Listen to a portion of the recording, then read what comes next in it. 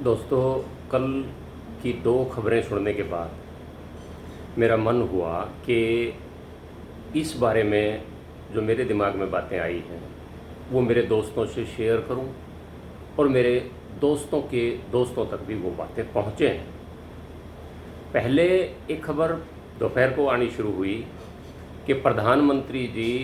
जलियांवाला बाग की जो घटना हुई थी उसका रिनोवेशन का वर्चुअल उद्घाटन करेंगे और शाम होते होते सारे चैनलों के ऊपर प्रधानमंत्री जी का वो वर्चुअल उद्घाटन प्रोग्राम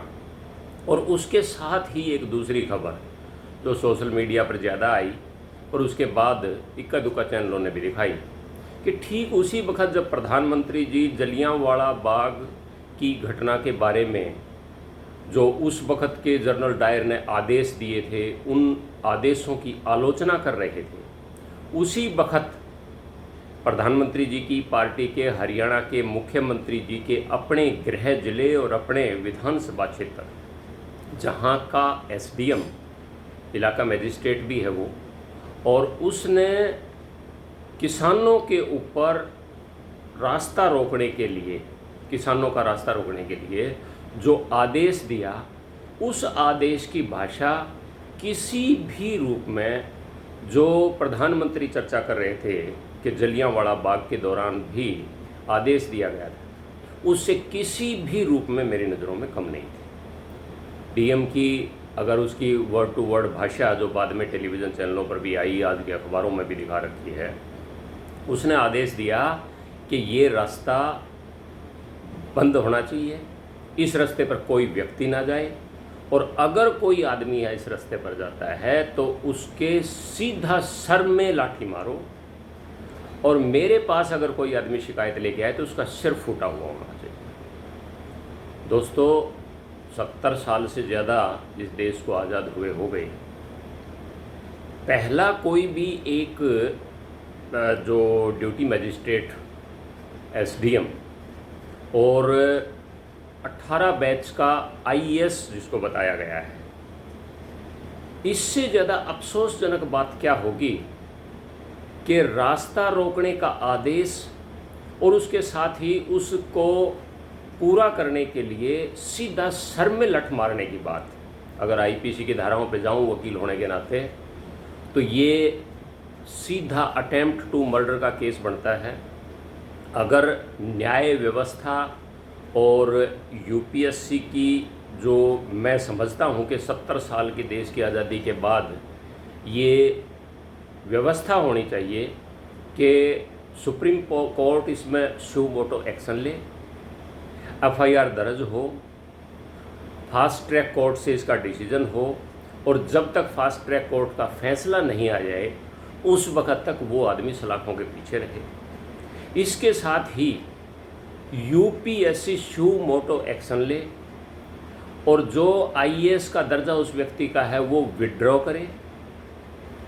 और किसी भी रूप में ऐसे व्यक्ति को आईएएस के दर्जे पर रहने का कोई अधिकार नहीं है। और यूपीएससी से ये अपेक्षा इसलिए की जाती है कि नियमानुसार जब स्टेटों में डीजीपी की नियुक्ति होती है, अभी पिछले दिनों हरियाणा में जो एक ड्रामा पिछले 15 दिन 20 दिन तक चला जब डीजीपी की नियुक्ति थी, मैं उसके ऊपर नहीं जाता कि यूपीएससी ने जो 3 आदमियों का पैनल बनाया वो किस आधार पर बनाया और जिस व्यक्ति का सिलेक्शन हुआ उसका आधार क्या रहा, वो तो सारी चीज़ें न्याय प्रक्रिया की हैं। पर यूपीएससी अगर इस तरह का ड्रामा करती है कि उसकी रिकमेंडेशन के ऊपर ही डीजीपी नियुक्त होते हैं प्रदेशों के, तो यूपीएससी का ये भी अधिकार है कि जो भाषा कल उस एसडीएम करनाल ने बोली है और जो आदेश दिए हैं उसके ऊपर यूपीएससी अपना एक्शन लेते हुए और उसका आईएएस का दर्जा विड्रॉ करे और शू मोटो अगर कोर्ट भी इस बारे में एक्शन लेते हैं तो मैं ये अपेक्षा करता हूँ कि उनको भी एक स्ट्रिक्चर इस तरह का पास करना चाहिए जो यूपीएससी को आदेश देता हुआ हो कि ऐसे व्यक्ति को आईएएस के दर्जे पर नहीं रहना चाहिए। दोस्तों, ये जो सारी की सारी घटनाएं और जो किसानों का आंदोलन हो रहा है, आज दोबारा से ये बताने की आवश्यकता पड़ गई है 1 साल के बाद, 8-9 महीने के बाद, कि ये आंदोलन जिस रूप में और जिस स्टेज तक पहुंचा है, यहाँ तक पहुंचाने में हरियाणा के मुख्यमंत्री का अहम योगदान है। सबसे पहले निर्दोष किसानों के ऊपर ठीक इसी तर्ज के ऊपर, जैसा करनाल की घटना में इस एसडीएम ने अपना चेहरा दिखाया, इसी तर्ज के ऊपर सिविल ड्रेस में भी उस वक्त ये आरोप लगे थे कि सिविल ड्रेस में भी पुलिस के लोगों ने और पीपड़ी के अंदर लाठियां बरसाई। उसके बाद जब पंजाब से किसान दिल्ली जाने के लिए तैयार होकर आए, तो हरियाणा के बॉर्डर के ऊपर जिस हिसाब से बैरिकेडिंग करके, जिस हिसाब से नेशनल हाईवेज़ को खैयाँ खुदवा के, पानी की बौछारें मार के और जिस हिसाब से रोका गया, ये हरियाणा में किसान जो आज बॉर्डर के ऊपर, दिल्ली के बॉर्डर के ऊपर टिके हुए हैं, उसमें अगर मैं ये कहूँ कि ये सारे का सारा जंक्शन दिल्ली में होना चाहिए था, इसको हरियाणा में रोकने के लिए, या इस आंदोलन की जो मूल स्थान है वो हरियाणा में जो पिछले 9 महीने से बना हुआ है, उसके लिए हरियाणा के सीएम की अनुभवहीनता सबसे ज़्यादा जिम्मेवार थी। उसके बाद भी एक स्टेज आई थी कि 26 जनवरी के बाद की घटनाओं में और जो मीडिया ने माहौल बना दिया था, ये आंदोलन का शायद रूप बदल जाता या किसान कोई दूसरी बात सोचते, ऐसा एक दबाव जब आने को हुआ,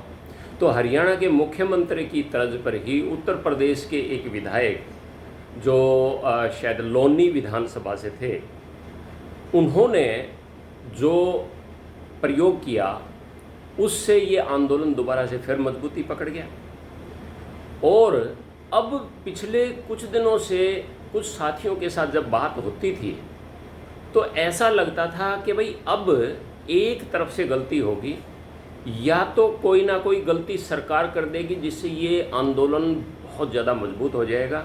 और या कोई ना कोई गलती अब किसानों की तरफ से होने वाली है। ये पिछले 10-15 दिन में चर्चा थी जागरूक लोगों में कि कोई ना कोई गलती किसानों की तरफ से हो जाएगी जिससे किसान आंदोलन कमज़ोर पड़ जाएगा, और आखिर कल वो गलती सरकार की तरफ से होगी। नतीजे इसके जो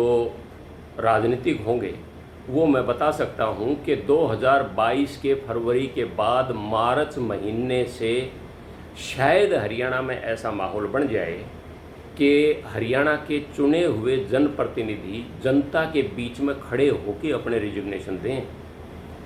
अब जो कर्नाटक में जिस हिसाब से सरकार की विकेट गिरी थी और उत्तराखंड में जो मुख्यमंत्री बदले गए थे, उन दोनों से पहले हरियाणा में ये होना था। लेकिन मेरी ख्याल से प्रकृति को इससे भी ज़्यादा मंजूर है, यहाँ मात्र मुख्यमंत्री बदलना नहीं, अब यहाँ किसी भी हालत में इस वर्तमान स्थिति में सरकार लंबी चल पाने की पोजीशन में नहीं है। तो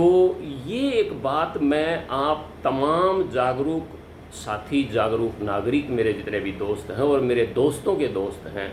उनके लिए विचारणीय है कि जिस हिसाब से डीएम का जो ये बयान था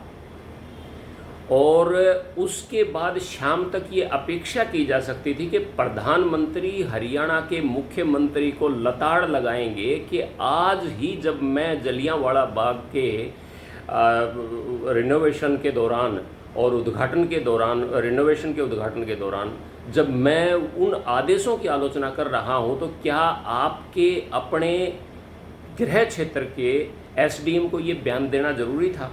और उसके साथ ही सुबह होते होते वो एसडीएम कहीं ना कहीं बर्खास्त होके और एफआईआर दर्ज होके कहीं सलाखों के पीछे होगा। लेकिन अभी तक कुछ भी नहीं हुआ, इसलिए तमाम जागरूक नागरिक इस बारे में एक बार विचार ज़रूर करें, ये मेरी आपसे प्रार्थना है। जय भारत।